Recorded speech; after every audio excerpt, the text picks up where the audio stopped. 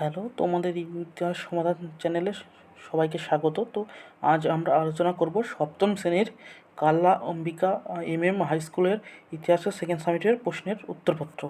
তো শুরু করা যাক আজকের পর্ব। প্রথম প্রশ্ন, অল রিহোলা কার রচনা? অল রিহোলা হচ্ছে পর্যটক ইবন বতুতার রচনা। ইবন বতুতা তিনি কিন্তু উত্তর আফ্রিকার মরক্কো থেকে এসেছিলেন, ঠিক আছে। বাহমনি রাজ্য কে প্রতিষ্ঠা করেন?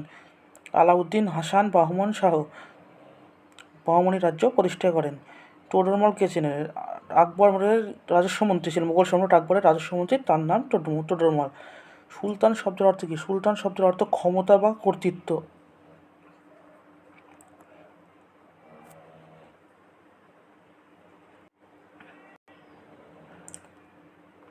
পানিপথের প্রথম যুদ্ধ কত খ্রিস্টাব্দে হয়েছিল? 1526 খ্রিস্টাব্দে। বাবর ও ইব্রাহিম লোদির মধ্যে এই যুদ্ধ হয়। এখানে নদী রয়েছে, ভুল হবে, এটা ভুল, এখানে লোদি হবে। ইব্রাহিম লোদির মধ্যে এই যুদ্ধ হয়। এই যুদ্ধে ইব্রাহিম লোদি পরাজিত হয় এবং মোগল সাম্রাজ্য প্রতিষ্ঠিত হয়। হিমু কে ছিলেন? আহমদ শাহের প্রধানমন্ত্রী ছিলেন হিমু।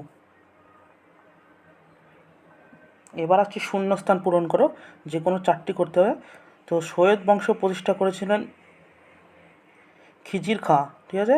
সড়কে আজম নির্মাণ করেন, বা সড়কে আজম অর্থাৎ জিটি রোড নির্মাণ করে শেরশাহ। সৈনিকদের থাকার জন্য আলাউদ্দিন খলজি সিরি নামে শহর তৈরি করেন। এখানে ভুল হয়েছে, সিরিটি নেই, এখানে সিরি সিরি নামে শহরটি এখানে হবে। দিল্লিতে শেষ লোদি সুলতান ছিলেন ইব্রাহিম লোদি। বৈরাম খান মুঘল সম্রাট আকবরের অভিভাবক ছিলেন। আকবরের যখন রাজ্যাভিষেক হয় তার বয়স ছিল মাত্র 13 বছর, তাই বৈরাম খান তার অভিভাবক হিসেবে তার দায়িত্ব পালন করেছিল। এবার ঠিক ভুল, নুনিস একজন ইতালীয় পর্যটক, মিথ্যা, কারণ নুনিস একজন পর্তুগিজ পর্যটক ছিলেন। খানোয়ার যুদ্ধ হয়েছিল 1572 খ্রিস্টাব্দে, মিথ্যা।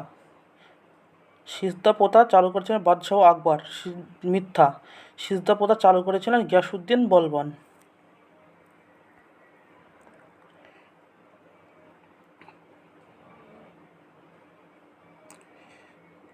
1481 খ্রিস্টাব্দে বাহমনি রাজ্য ভেঙে যে 5টি স্বাধীন রাজ্যের উৎপত্তি হয় সেগুলির নাম কী কী?